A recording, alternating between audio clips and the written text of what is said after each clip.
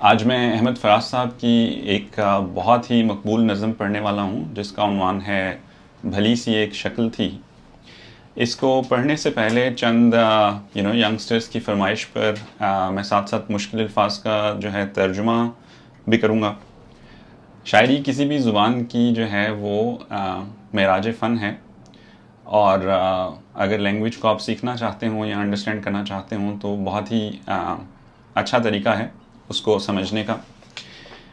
अच्छा, इस नज़म में फराज साहब ने 4 फेजेस का जिक्र किया है बेसिकली मेरे नज़दीक। ऑब्वियसली शायरी जो है एब्स्ट्रैक्ट आर्ट है, आप पढ़ेंगे, आप सुनेंगे, आप अपने उसके मीनिंग्स जो हैं वो निकाल सकते हैं, मगर मेरे नज़दीक इसमें उन्होंने 4 फेजेस के बारे में बात की है। और जो इसमें डिस्क्राइब किया है अहमद फराज साहब ने वो एक बहुत ही आप कह लीजिए कि नाइस अंदाज में उन्होंने इश्क और मोहब्बत के बारे में बात की है। और अपने महबूब की बात करते हुए फर्स्टली उन्होंने डिस्क्राइब किया है कि वो देखने में कैसी थी। उसके बाद he is remembering the time जो उन्होंने साथ गुजारा और रिलेशनशिप के बारे में बात की है। फिर जैसा कि आप जानते हैं कि इख्तलाफ राय जो है वो बहरहाल जहाँ इंसानियत के लिए मतलब ये है कि इख्तलाफ राय जो है वो जहाँ पे एक बड़ी इम्पोर्टेंस रखता है उसकी वजह से रिश्तों में सिलवटें शिकन जो हैं वो पैदा होती हैं। उसके ऊपर उन्होंने थोड़ा सा टच किया है और उसके बाद जो उनकी सेपरेशन हुई उसको उन्होंने कैप्चर किया है इसके अंदर। दूसरा, उर्दू जो है इट्सेल्फ बड़ी इंटरेस्टिंग ज़ुबान है क्योंकि ये बहुत ही खूबसूरत नज़म है, लेकिन इसको प्रॉपर इन्जॉय करने के लिए ज़रूरी है कि बहुत सारी जो उन्होंने इसमें तलमीहात और इस्लाहात मतलब सिमिलीज़ और इस्तारे जो यूज़ किए हैं उनको अंडरस्टैंड किया जा सके। और जैसे कि मैंने बोला कि उर्दू बहुत खूबसूरत और बहुत वसी ज़ुबान है और ज़ेर ज़बर पेश बहुत इम्पॉर्टेंट है जब हम लफ्ज़ों की अदायगी करें, क्योंकि उसकी वजह से मीनिंग बदल जाते हैं। अब एज एन एग्ज़ाम्पल इसमें अहमद फराज साहब ने एक टर्म यूज़ की है, पाबा गिल। गिल जो इन्होंने इस्तेमाल किया है उसके मानी हैं मिट्टी, गीली मिट्टी। अगर इसी गिल के ऊपर पेश हो जो कि इसको गुल बना देगा उसके मानी हैं फूल, और इसी गिल के ऊपर अगर ज़बर हो तो वो लफ्ज़ बन जाएगा गल। और उसके दो मानी हैं, जैसे हम कहते हैं गल बात और दूसरा है गल मतलब गला। अब मुश्किल अल्फाज के मानी, तो पहले इन्होंने एक टर्म यूज़ की हुस्न ताम। ताम के मानी हैं मुकम्मल, जैसे आप कह लीजिए परफेक्ट हुस्न। फिर एक टर्म उन्होंने यूज़ की छब, जिसके मानी हैं आराइश, बनाओ, सिंगार। फिर एक टर्म है इज़्न आम, जिसके मानी हैं जर्नल परमिशन। इख्तलात, जिसे आप कह लीजिए मेल जोल, दोस्ती। रम, इसके मानी हैं डर, वहशत, गुरेज। फिर एक टर्म है जिच। मैंने ऑनलाइन काफ़ी लोगों को जच पढ़ते हुए सुना।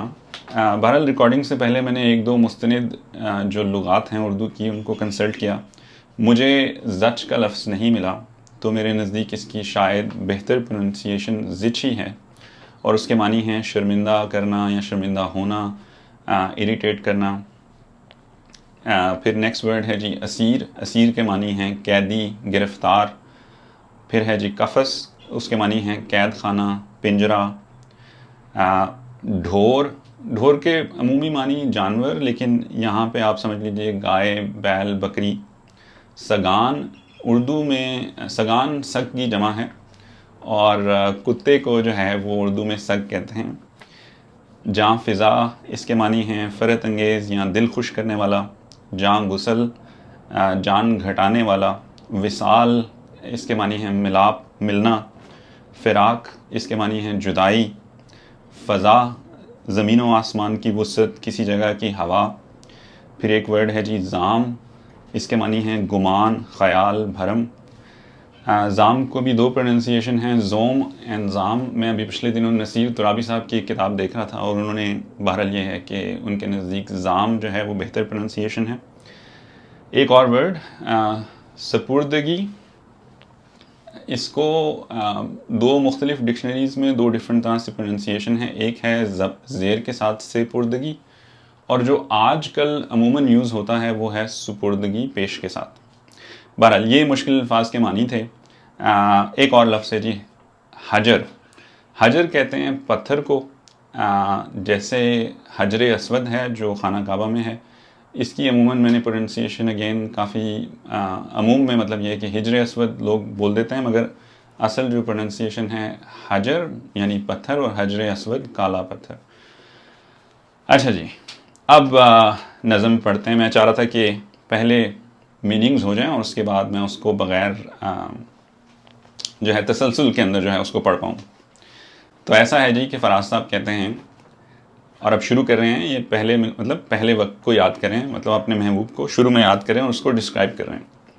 तो कहते हैं जी, भले दिनों की बात है भली सी एक शक्ल थी, न ये कि हुस्ने ताम हो न देखने में आम सी, न ये कि वो चले तो कहकशां सी रह गुज़र लगे, मगर वो साथ हो तो फिर भला भला सफ़र लगे।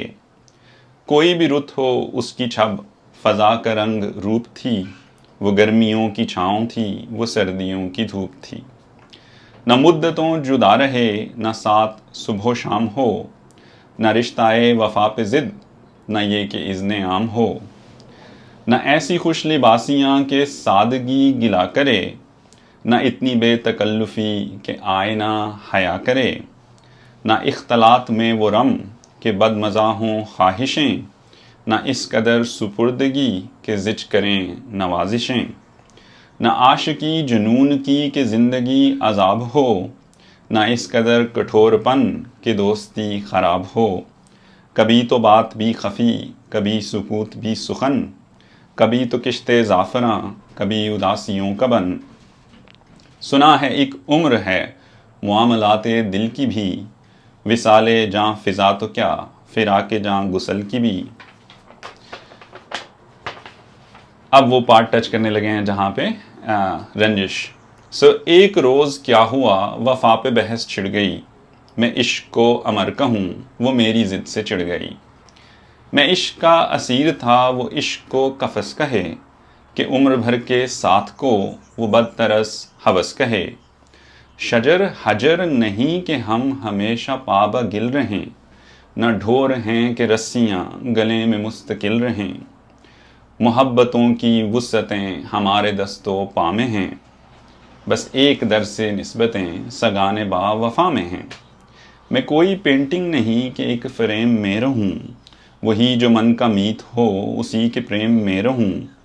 तुम्हारी सोच जो भी हो मैं उस मिजाज की नहीं, मुझे वफ़ा से बैर है ये बात आज की नहीं। न उसको मुझ पे मान था न मुझको उस पे जाम ही, जो अहद ही कोई ना हो तो क्या गमे शिकस्तगी।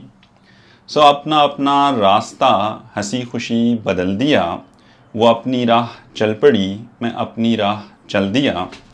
भली सी एक शक्ल थी भली सी उसकी दोस्ती, अब उसकी याद रात दिन नहीं मगर कभी कभी।